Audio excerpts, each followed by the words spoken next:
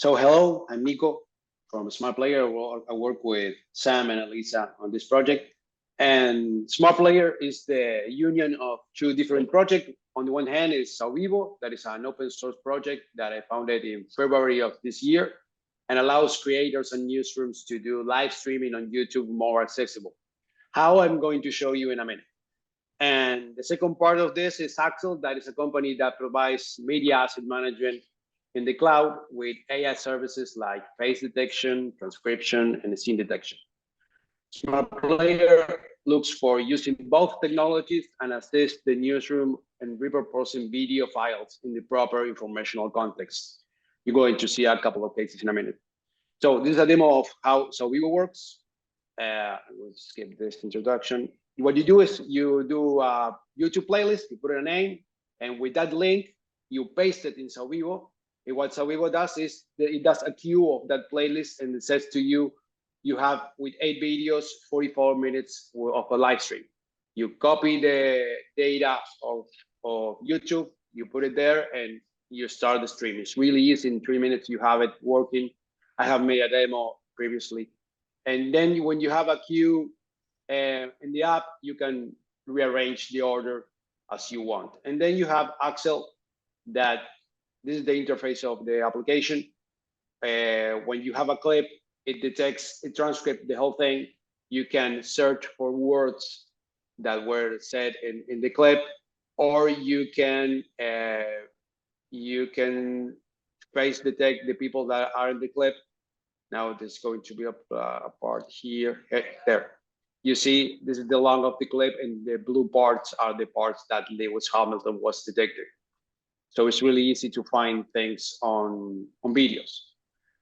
I'm going to show a couple of the specific cases that we made on how to do live when you are not really live. So the idea behind this is that the algorithm, not only in YouTube, but in most social media, is made to recommend live content on the platform, showing those clips more in the discover page. That is almost, that is often the way that you get more views. Is being recommended by the platform. And both cases that we made was, I work in Canal 9, that is one of the 5 national broadcasters here in Argentina. And on October 25, we have a case that a very known musician called Yorio passed away. And this was informed at 11 a.m. And by 12 p.m., an hour later, we have a marathon of more than 2 hours and a half with all the interviews from Yorio. And it was in the first 24 hours, it was seen by more than 20,000 people.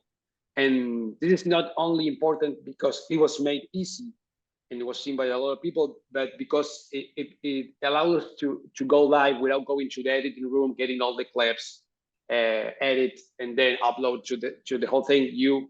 Where in 15 minutes you have the whole thing working. And the other one was Dante Gebel is a really known anchor here in Argentina, and he ended the show in Canal 9 in October. And the digital team at Canal 9 makes weekly streams live by queuing all the YouTube videos when he gives monologues from different episodes. It takes 50 minutes, and this clip alone made almost $2,000 on YouTube. So I'm going to pass it to Sam, that he's going to explain how AI can help this process. Sam? Thanks, Nico. Can everybody hear me okay? Yes. Great, great. So we were thrilled to participate in this and work with Salvivo. And as was pointed out before, many thanks to Bertelsmann and NYU for making it possible. What our AI-based media management is able to provide is essentially a lot of ready source material to put together one of these kind of quick pop-up channels.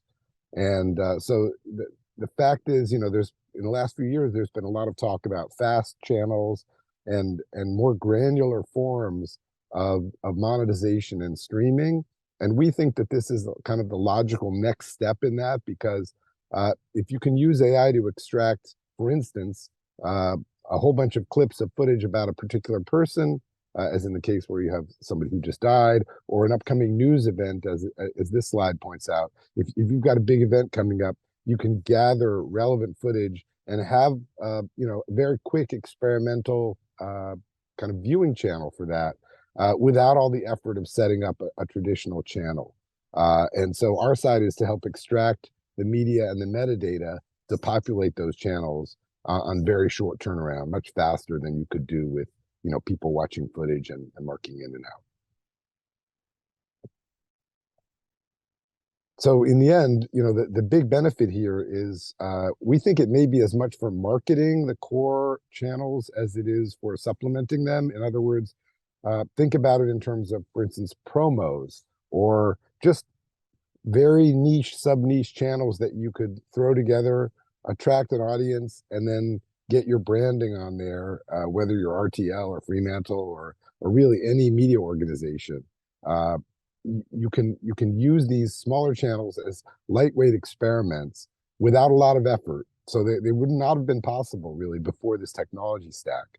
Allow them to bring in new viewers and new forms of viewership without a lot of work.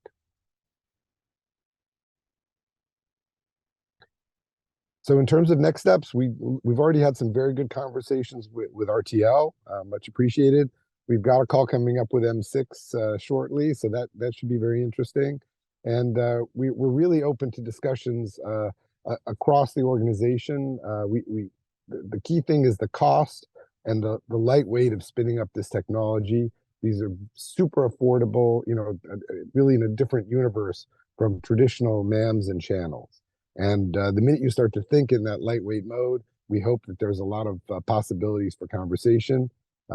Elisa, Nico, and myself are all available. The email addresses here are probably the best way to reach us. We didn't list Elisa, but she's just elisa@axel.ai as well.